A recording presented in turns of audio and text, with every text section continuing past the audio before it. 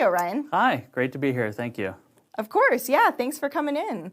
If you'd like to start by just giving our audience a little bit of background about you, how you found yourself in the auto industry, and maybe what your company does. Yeah, absolutely. So I found myself in the auto industry the same way many of us have found ourselves. It sort of found us. All of my family, aunts and uncles were in the automotive business. I grew up through it. I've done many jobs on the retail side of it and spend most of the back half of my career now on the vendor side. I gravitate towards the marketing and technology portions of the industry. In fact, I sort of got my roots and my formal education is in the marketing space. So I've been on the vendor side for about 15 years now. I really had a calling to the customer life cycle and really staying in touch with the customer base.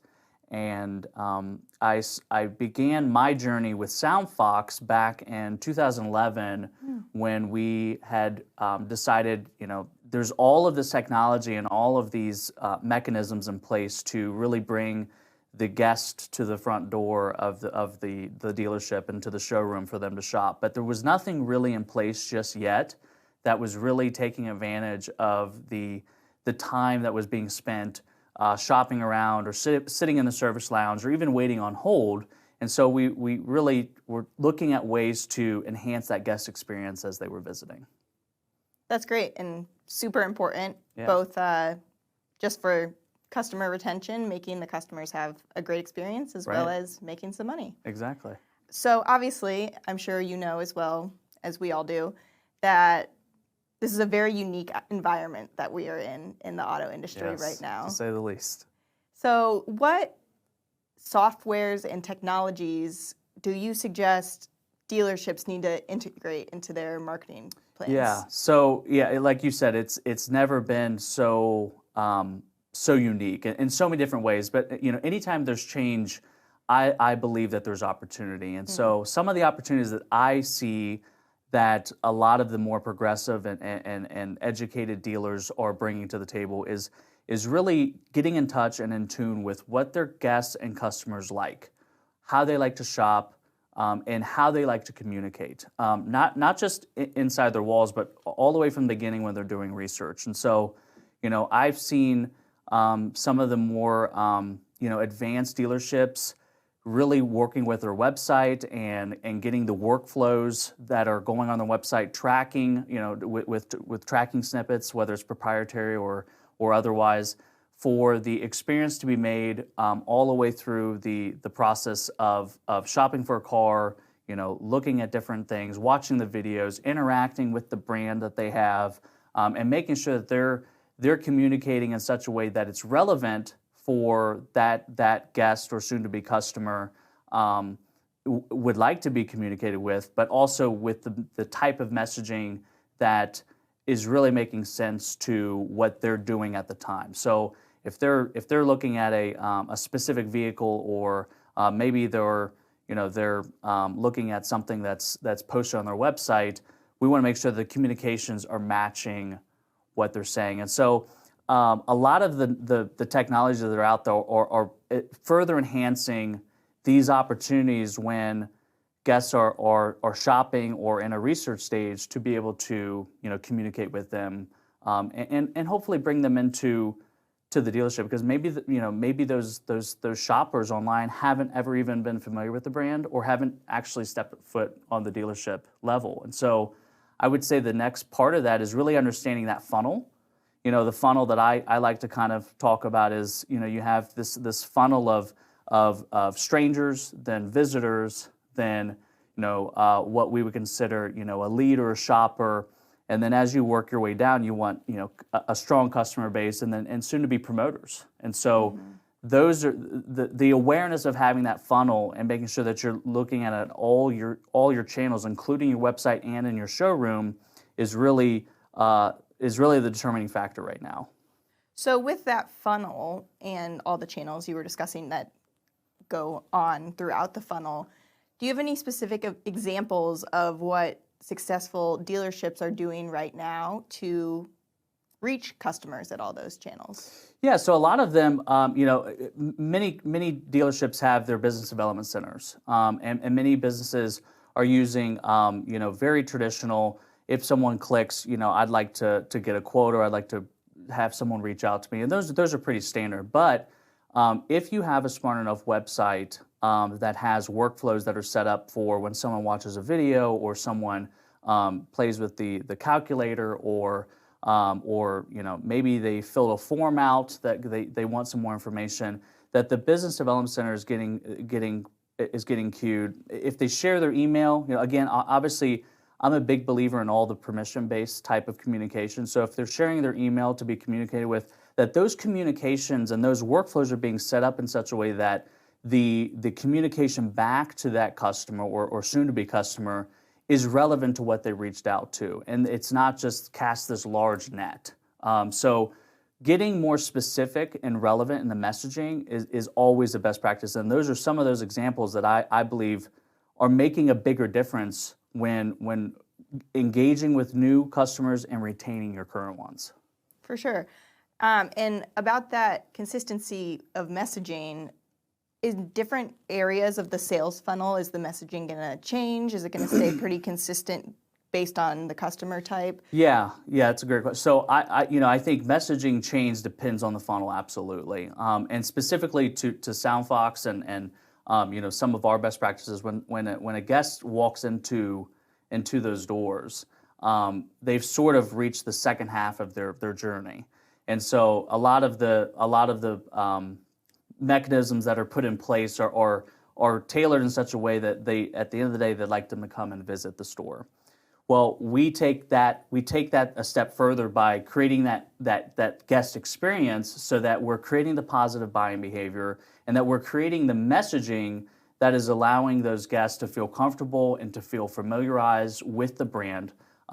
You know as well as I that you're going to be more apt to do business with someone that you know, like, and trust. And so that sort of steers our wheel with what are the types of messages that we want to play in the showroom, what are the types of messages that we want to play in the service lounge, what are the messages that we want to hear on hold. I was just thinking that. Yeah, I'd love to hear. On hold, 70% of your future floor traffic originates on hold.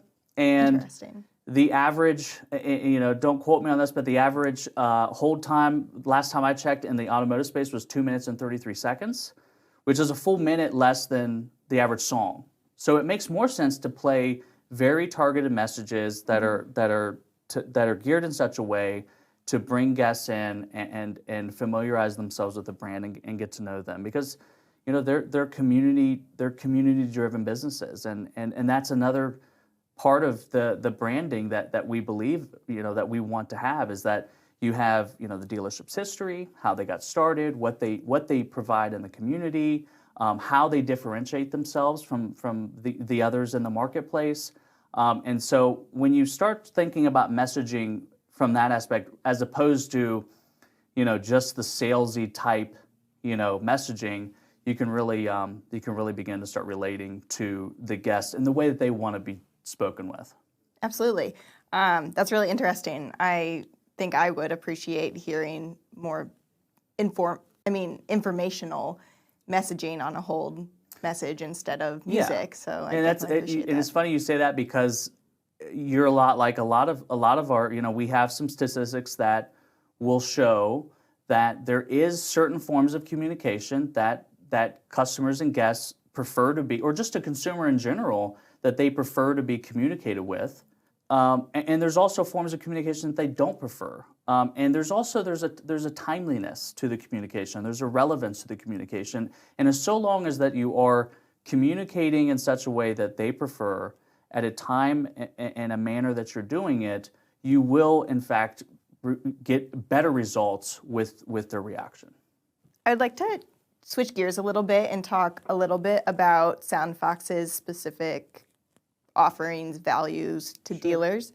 I'd love to hear your thoughts on music streaming and satellite radio within the dealers' operations. Yeah, so it's funny. Dealers for decades have created environments to make their guests feel more comfortable. You know, the creation of the service lounge or the guest lounge, you know, the nice plus couches, the big flat screen TVs, the coffee maker, you know, there's creature comforts that are involved. This is no different for what we're providing, but the difference that we believe we're also providing here is that we're providing a means to create a positive buying behavior, keep the guests informed of all the things that are happening, and also bringing them information that is relevant to not only the buying experience but also the ownership experience. And so when you talk about regular radio or satellite radio or even just like a basic music streaming service, although those are something to fill the airways, you know, something that creates fills the gap of the lull time. Sometimes they may even be free. I mean, obviously local radio is free, but you might have inappropriate content. You might have competitor content. Ads, I was thinking ads, that, yeah. You might have the disc jockey yelling in your ear. I mean, there's so many things that aren't providing back to your business. And you know, satellite's just an extension of local radio, and streaming service is literally just basic music. So you know, when you're thinking about how can we improve your business, the big determining factors are the ability to have your own messages and to have your own branding. And do dealerships ever have issues with like copyright surrounding music? Yeah, they do. You know, if you would have asked me 3 or 4 years ago how sensitive the space has gotten with content consumption and making sure that your content it has the rights for commercial consumption, I would have thought you were crazy. I mean, it's gotten to such a sensitivity level that the state dealer associations are communicating to their dealer body that, you know, if you have something visual on screen or you have something that's playing, you know, over your sound system, you need to ensure that those commercial or those rights have been paid for commercial use and consumption. So it's very important to make sure that you are working with a vendor partner that has your back, and you know that they have a system or a platform in place that is not only purchasing from the correct channels of those, but is also putting through some filtration to make sure that, you know, during that time period that music can be played for commercial use, and also that it's family friendly. I mean, you know, you're running a family friendly business. You want to make sure that the content that's being played is you know, reaches a G rating. Absolutely. And just going in on all that regarding to the guest experience, obviously you offer a lot of expertise on how to better the guest experience. Right now we're seeing a lot of digital signage in the industry. Yes. Is it being overused? What do you think about that? I wouldn't say it's being overused. I think there is some evolution of digital signage that is inevitable and that needs to be had. I mean, the days of digital signage of just being sort of a glorified PowerPoint presentation and it's just sitting in some random part of a store, I believe that those days are over. You know, I believe that with the changes that we're seeing and how the dealership space will look even 2 years from now, 5 years from now, 10 years from now, there's never been a bigger emphasis on creating that environment and creating that experience. And digital, which is a visual representation of some of that experience, has never had more pressure to make sure that they're creating a visual experience that is engaging and is welcomed from the guests that are sitting there. So, you know, right now, digital isn't always being used the most strategic way. You know, think of digital as if you're not sitting in front of a screen, staring at the screen with full attention, then how effective is that digital being? And so, you know, making sure that you're looking at your dealership as a whole and figuring out where some of the crowding is happening when your guests are around, or you know, maybe it's you have a really plush guest lounge. You have something that is visual and engaging with them. And same goes with the opposite. So maybe you have a smaller showroom. It's 2 or 3 car showroom, and maybe you're into the southern states and it's really hot out. You probably want to have some sort of greeter board in your showroom, as opposed to something that may not reach the same level of traffic. So it's just really about thinking about your market, thinking and paying attention to where your guests and customers are around, and what they want to see. I've seen digital signage where they're just playing things that neither you or I would even want to look at. So we certainly offer digital signage. We sort of take that approach where we want to understand the needs of the customer better, which is our dealer body, and also just understand what are the types of pieces that we want to show the guests. Absolutely. I'm curious to know what the relationship between like a dealer and a representative from your company would be. How does that relationship work? What's the strategy behind organizing all of these different marketing tactics?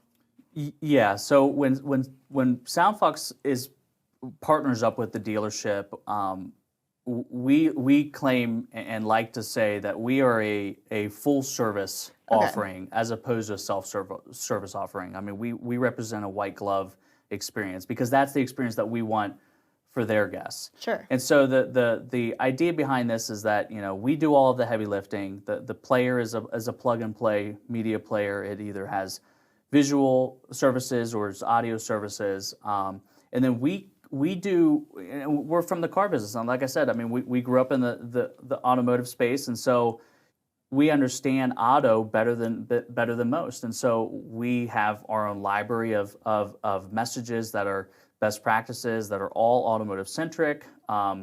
We work with the dealership to make sure that their branded messages are talking about the things that they want to talk about, and we'll sit and consult with them. We'll provide our best practices that we believe and have been shown to work. And at the end of the day, the value that we're trying to bring is creating additional purchase and upsell opportunities for the dealership. And so when we're creating these messages, at the end of that message, we are encouraging conversations to be had with their sales professional or their service professional. And so the idea behind the difference behind having someone who just sets up a platform and says see you later, that is not the level of service that we're providing, because in our I grew up believing attitude and effort get you a long way, and that's what we're trying to do here. Absolutely. Well, thank you for sharing that. Yeah. Just to kind of wrap it all up in a nice bow, I'd like to kind of talk about all these improvements that dealers can be making. You've been discussing from messaging throughout your entire sales channel very thoughtfully to being thoughtful about your digital signage. What impact could these improvements make on the guest experience as a whole, and now or in the future? Sure. Yeah. I mean, I think if you really take the initiative to work with your team and storyboard out, the journey of a stranger becoming a visitor and a visitor becoming a potential customer, showing up at your dealership, going through the know, like, and trust portion of this, and having relevant, timely messaging that the customer wants to know about or the guest wants to know about, it can be a huge impact. Now, at SoundFox, we're not saying that we're going to sell you 100 more cars or service you 50 more ROs, but we are positively influencing buying behavior, and we do have studies across all retail that show that 41% of smart shoppers, which in our world, smart shoppers means that they spent 8 hours or more online and showed up with a specific agenda, 41% will make an additional unplanned purchase after hearing one of our private, branded messages or seeing one of our ads. And so it can be a big impact, and it is so there's a little bit of a mindset shift that needs to happen with some of the dealerships right now that, everything that they're putting in should be a part of the puzzle, you can turn radio on, you can get satellite, you can play just regular streaming music, but if it's not contributing to the business or it's not an extension of the marketing efforts that you've already spent tens of thousands of dollars a month doing, then why do it at all? I really like what you just said about it being a puzzle. Yeah. Putting in together all the pieces of the guest experience to make it the best. Right. Well, thank you so much for joining us you. today. Our guest today has been Ryan Powers, the Vice President of Marketing and Dealer Solutions with SoundFox. Thank you. See you next time.